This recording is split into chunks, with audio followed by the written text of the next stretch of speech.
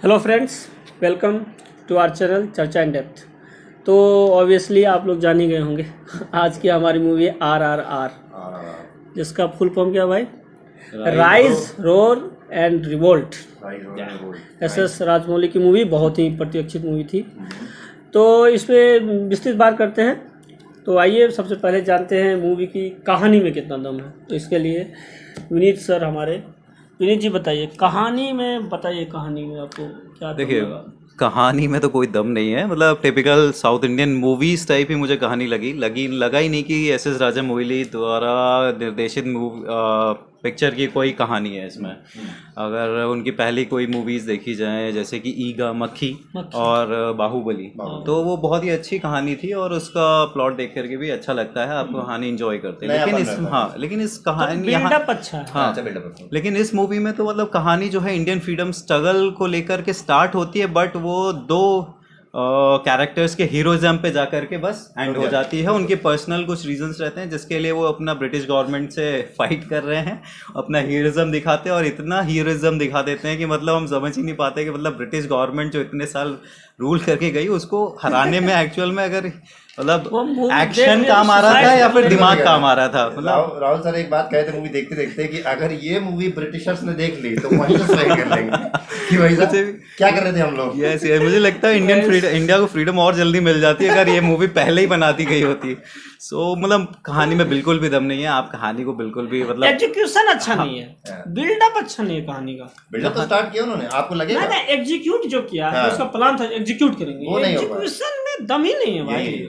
मतलब कहानी मतलब समझ में ही नहीं आ रहा कि मतलब आप इंडियन फ्रीडम स्ट्रगल को लेकर के इतनी बड़ी चीज को लेके स्टार्ट करते हो और मतलब एक दो कैरेक्टर्स को लेके पूरा खत्म कर देते हो। उसमें कुछ भी नहीं है, सिर्फ दो एक्टर्स हैं जो बस अपना हीरोइज्म दिखा रहे, बस और कुछ नहीं है कहानी में। आपको कुछ भी नहीं लगेगा कि ब्रिटिशर्स का क्या किस लिए मतलब उन्होंने अगर कुछ दमन किया, हमने रिवोल्ट किया, कुछ वो नहीं है। बस दो कैरेक्टर आएंगे, वो पूरा ब्रिटिश को हराते हुए चले जाएंगे, बस ऐसा ही है। चलिए ओके। तो क्योंकि आप तो जानते ही हैं कि ये मूवी एक्शन थ्रिलर मूवी है और वो भर भर के एक्शन दिए गए हैं इस पे। तो एक्शन को एक्सप्लेन करने के लिए हमारे मैं एक्सप्लेन करना चाहूंगा एक्शन को।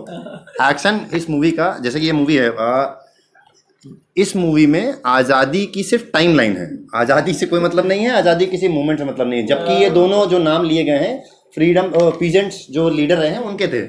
और इस मूवी में जो मेन चीज़ है वो है एक्शन। कैसा एक्शन? जैसे डोमिनोज में आप सबसे महंगा वाला पिज़्ज़ा मंगाएंगे ना, उसमें सब कुछ मिलता है, उसमें टॉपिंग भी होगा, उसमें चीज़ भी होगा, एक्स्ट्रा सब कुछ मिलेगा। वैसे था ये kind of extravaganza action.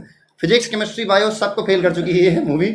आप देखिए वहां जाएंगे आप, आपको कुछ सीन तो बहुत अच्छे लगेंगे जो कि इसमें थे। इसमें स्टार्टिंग में मतलब ऐसा नहीं, इसमें उन्होंने अपने जीवन में जितना भी एक्शन कभी ना कभी किया गया होगा ना, सारा एक्शन डाल दिया, सारा का सारा, कुछ नहीं छोड़ा भाई साहब, कुछ नहीं। मैं बीच में एकदम से देखते देखते बाहुबली की याद आ गई मुझे, अरे वाह बाहुबली, लिटरली अच्छा लगा मुझे। तो अगर एक्शन की बात करेंगे, आपका मन हो एक्शन देखने का, बिल्कुल जाइए। ये मूवी बिल्कुल आपके तोते खोल देगी एक्शन के नाम पे। और एक सलाह है, अगर अच्छे से एंजॉय करना चाहते हैं इस मूवी को तो घर में दिमाग रख के जाइएगा, वहां जाके मत लगाइएगा, बहुत दिमाग खराब हो जाएगा। और अगर बिना घर में आप बिना दिमाग लगाए आप देखते हैं, ऑसम, बहुत मनोरंजन था, बहुत मनोरंजन था। एंटरटेनिंग मूवी लगेगी आपको कि हाँ यार, मतलब आप एंजॉय करेंगे कि हाँ भाई एक्शन अच्छा चल रहा है, VFX अच्छा चल रहा है, आपको बस दिमाग नहीं लगाना। और जो ज़्यादा पढ़े लिखे लोग हैं, प्लीज़ सच में उनके लिए मुश्किल होगा दिमाग रख के गाना, लेकिन फिर भी कोशिश करिएगा अगर देखना हो तो किसी तरह। जी। तो अब मैं VFX पे बात करूंगा। तो वो स्पेक्टेकुलर VFX कहा जा रहा है, मैं बहुत सारा देख रहा रिव्यू। इसमें वही एक्शन टाइप की बात है कि राजामौली साहब ने साउथ इंडियन के जितने भी VFX उनके लोग थे सबको बुला लिए और उनको बोला कि देखो भाई, एक भी VFX छूट ना जाए इस मूवी तो मुझे तो लग रहा है ऐसे टीम बनाई देगी, तुम अलग बनाना, तुम अलग बनाना, तुम अलग बनाना, सबका मिक्स कर दूंगा, सब डाल दिया है। मतलब कि VFX ऐसा है इसका, मतलब आपको कुछ अंदर में बचा नहीं रहेगा कि हाँ भाई ये नहीं दिखाया। वो आप जितना सोचेंगे उससे 3 गुना ज्यादा दिखाएगा, उससे ज्यादा आपको जितना लगेगा ना कि एक्शन ये हो सकता है, उससे 3 लेयर ज्यादा है। एक बच्चा का बचाने का सीन है पानी में, तो हमें लगेगा अभी कूद के बचाएगा, जैसे तैर के, ओ भाई क्या बचाया उसको सोच भी नहीं पाओगे। एक्सटेंड किया कि प्रॉब्लम और बढ़ जाए फिर बचाने जाएंगे, क्या बचाया उसको पानी से, बचाया क्या भाई उसको। अजय देवगन वाला सीन, सिंगल हैंडेडली एक आदमी पूरी बटालियन से लड़ ले रहा है, पूरी की पूरी बटालियन, और एक गोली नहीं लग रही यहाँ पे, तो ये सब साउथ इंडियन में हो सकता है। और एक जगह है कि उधर से वो आग लगा कहता है, इधर से पानी का जो पाइप सब दिखाता है, तो पानी का पाइप पीछे में डांस कर ही रहा होता है जब तक, तो ये कौन सा पाइप है भाई, इतना देर क्यों डांस कर रहा है।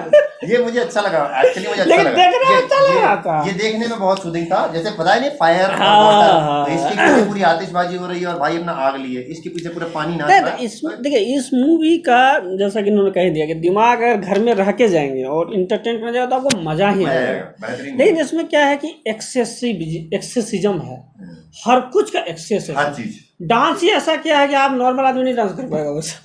वो आप भूल के भी गलती भी मत कीजिएगा वो स्टेप करने का। मुझे लगता है वो जब शूटिंग हुई थी ना डांस मतलब डांस सॉन्ग की, तो उसमें लगता है डबल कर दी थी उसकी स्पीड की, मतलब डबल लग रहा, हाँ डबल 1.1 एटलीस्ट है, एटलीस्ट।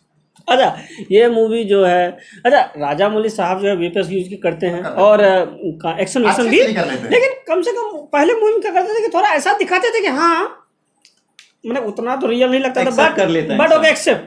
इसमें तो भाई वो प्रभु देवा स्टाइल चले गए हैं। प्रभु देवा से मिले थे बीच में शायद, उन्होंने उनको बताया होगा कि भाई प्रभु देवा के बहुत सारे फ्लॉप फिल्मों से इंडिया वैसे ही चलता है, तुम समझ नहीं रहे हो।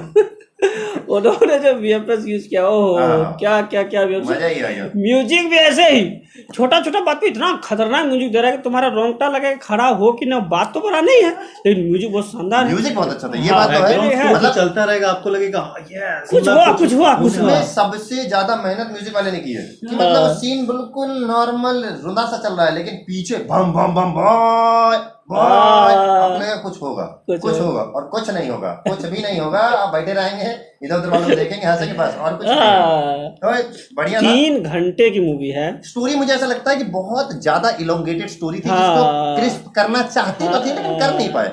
इंटरवल के मतलब जब तक इंटरवल खत्म होता है तब तक आपको लग जाएगी एक मूवी हमने देख ली। एक मूवी अगर आप देखना चाहें, एनटीआर का जो रोल है, जो एनटीआर की स्टोरी है वो फर्स्ट हाफ में दिखा दी गई है, तो उसमें ही आप छक जाएंगे, इंटरवल में ही आप एक मूवी से छक जाएंगे। फिर आती है सेकंड मूवी, फिर आप सेकंड मूवी देखेंगे तो कुछ भी आपको कमी नहीं लगेगी। जब आप निकलेंगे ना तो आपको लगेगा कि इसका टिकट 500 होना चाहिए था, सब कुछ ज्यादा है। बोरिंग नहीं है, बोरिंग नहीं, कभी बोर नहीं करेगी। और इस मूवी का बजट है 400 करोड़। तो मैं ये कहना चाहूंगा कि राजा मौली साहब ने 1 रुपये भी बचाया नहीं भाई। 400 अपने घर से भी 1-2 करोड़ खर्चा कर दिए होंगे, मुझे ऐसा लग रहा है। देख के लग रहा है कि खर्चा क्या है भाई।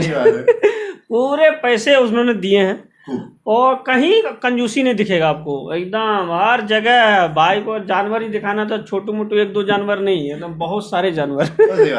हीरोइज्म एक चीज जो स्टोरी में मैं कहूंगा, स्टोरी में हीरोइज्म नहीं दिखाया गया, हाइपर एक्स्ट्रावेगेंशियल हीरोइज्म दिखाया गया। मतलब इस चीज में ना मुझे लगता है पूरी पिक्चर इतनी तेजी से भागी और इतना हीरोइज्म था इस पूरी मूवी में कि किसी को समय नहीं मिला किसी इमोशन को बहुत डिटेल में समय देने के लिए। आप सारे इमोशन मिलेंगे आपको वहां पर कॉमेडी मिलेगी, आपको वहां पर इमोशन मिलेगा, दुख मिलेगा, खुशी मिलेगी, रिवेंज, गुस्सा आएगा, सब कुछ। लेकिन सब इतनी जल्दी में होता है ना कि जब तक आप इमोशन में आएंगे तब तक आगे ह्यूमर आ जाएगा। इसी चीज को लेके मैं भी एक बात कहना चाहता हूँ, मतलब इसमें आपको एक्टिंग बिल्कुल नहीं दिखाई देगी, वही साउथ इंडियन मूवीज की जो ओवर एक्टिंग है वही दिखाई देगी। और मुझे लगता है, मेरी पर्सनली ऐसा व्यू है कि शायद आलिया भट्ट और अजय देवगन ने ही थोड़ी बहुत सही एक्टिंग करी है, बाकी ने तो सच में ऐसा लग रहा है कि ओवर एक्टिंग करने का ही काम मिला था पूरा। बेचारे क्या कर रहे थे उस मूवी में भाई, साइड रोल बना दिए उनको। कैमियो है, अजय देवगन का प्रॉपर कैमियो था। मतलब अजय देवगन आलिया भट्ट जो साइड रोल कर रही है, ये दिन आ गए। मुझे लगता है वो ये देखिए साउथ इंडस्ट्री डायरेक्टर आपको कभी नीचे नहीं मानती। डायरेक्टर के नाम पे ही वो लोग गए थे कि हाँ मुझे भी अच्छा काम मिलेगा, ऐसा कुछ मिला नहीं। हमें भी ये लग रहा था कि आलिया भट्ट को बहुत कुछ मिलेगा, लेकिन स्क्रीन टाइम नहीं मिला। आलिया भट्ट को खाली एक जगह थोड़ा सा दिखाया, वो भी नहीं दिखाया, मतलब स्क्रीन टाइम बहुत कुछ है ही नहीं यार। हीरोइज्म पे जो है, हीरोइज्म बॉलीवुड मूवी है, ग्लैडिएटर है, ट्रॉय है, हीरोइज्म पे है ना, एक आदमी हीरोइज्म है ना, लेकिन एपेटाइट खराब नहीं करेगी, नहीं खराब कभी एक्ट है वो हजम हो जाएगी। 300 स्पार्टन्स कितना बेहतरीन, वो सब हीरोइज्म पे है, बट मोटिवेट ऐसा बनेगी कि हाँ आप फील करेंगे, रियलिटी से कनेक्टेड लगता है कि आदमी बहुत मेहनत कर सकता है, बहुत मेहनत करेगा। यहाँ नहीं लगता, यहाँ तो कितना भी कर लेंगे, कितनी मेहनत कर लूंगा, लेकिन वो हल्दी का लेप 2 मिनट में काम कर जाए ये मैं नहीं मान सकता। अरे भाई उठ गया वो तो। यहाँ तो मतलब ऐसा लगता है कि एवेंजर्स की टीम को फील कर देती है ये 2 कैरेक्टर्स, मतलब 2 हीरो अपने हीरोइज्म में, मतलब एवेंजर्स की टीम को फील कर। एवेंजर्स में तो चलो टोनी स्टार्क के डेथ भी हो जाती है, इसमें तो इनको इतना कुछ होने के बाद भी गोली लग रही है, तीर लग रहे हैं, लेकिन कोई डेथ नहीं, कुछ नहीं, मतलब सब कुछ खत्म कर देते हैं ब्रिटिशर्स का। लेकिन चलिए, मतलब मैं अभी भी भूल नहीं पा रहा। टाइगर श्रॉफ डांस नहीं होता है कि वो डांस करने के चक्कर में जिम्नास्ट कर देता है, उसको लगता है कि ज्यादा उछल कूद करेंगे तो डांस हो जाएगा, लेकिन ऐसा नहीं होता है। ज्यादा उछल कूद कर जिम्नास्टिक होता है ना, तो वही इस मूवी में है। मतलब मुझे लगता है ऑन सीरियस नोट हमें इस बारे में बात जरूर करनी चाहिए, सीरियस नोट पे, कि साउथ इंडियन मतलब साउथ इंडियन नहीं कहूंगा मैं, बहुत बड़ा वर्ड है क्योंकि मलयालम बहुत प्यारी बोला है। Telugu movie specifically, Telugu movie जितनी बनती हैं उनका वो जो हाइपर हीरोइज्म मोस्टली उसमें भी है। ठीक सॉरी, बता देंगे ये मूवी दिखा देंगे नहीं, मोस्टली पार्डन माय सेल्फ, तो मोस्टली तेलुगु मूवीज जितनी भी हैं उनमें हाइपर हीरोइज्म का दौर खत्म ही नहीं हो रहा। वो लोग इस बात को एक्सेप्ट ही नहीं कर सकते कि हमारा हीरो यहाँ पे मुक्का खा के जी सकता है। उन्हें लगता है हमारा हीरो अगर खा गया कभी नेवर मर जाएगा, लेकिन मतलब ग्रेटर गुड भी नहीं देखेगा। जैसे इसी में था भीमा से जैसे कहा गया था, तो ठीक है, अगर वो गोंड लीडर था और सारे गोंड सीधे होते हैं और वही उनका लीडर था, तो उनके भले के लिए वो कर सकता था, लेकिन ठीक है, हो गया। ये नहीं कहेंगे गलत है। अब फ्रीडम फाइटर्स बहुत टाइप के थे, अलग अलग, वो अलग बात है कि जैसे हम लोग इस बारे में बात करने वाले थे कि जो तुमने स्टार्ट उठाई दिया कि साउथ इंडिया में जो हीरोइज्म का कंसेप्ट है, हीरो का जो कंसेप्ट है, एक्चुअली में उनका कंसेप्ट ही गलत है। हीरो का मतलब होता है कि ऐसा आदमी जो एक सही काउज के लिए अपना 100% बिना डरे मर के अपना देता है। लेकिन इसका यह मतलब नहीं वो सुपर आदमी है, कोई नॉर्मल इंसान है, लेकिन अपना 100% देता है। उसके लिए वो मार खाता है, कॉम्प्रोमाइज सिचुएशन जाता है, रोता है, हंसता है, कुछ भी करता है, लेकिन उनका हीरोइज्म का कंसेप्ट अलग ही है। मतलब हीरो है तो पूरी through out the movie hero रहना, बीच में कभी वो डबाडोल नहीं हो सकता भाई।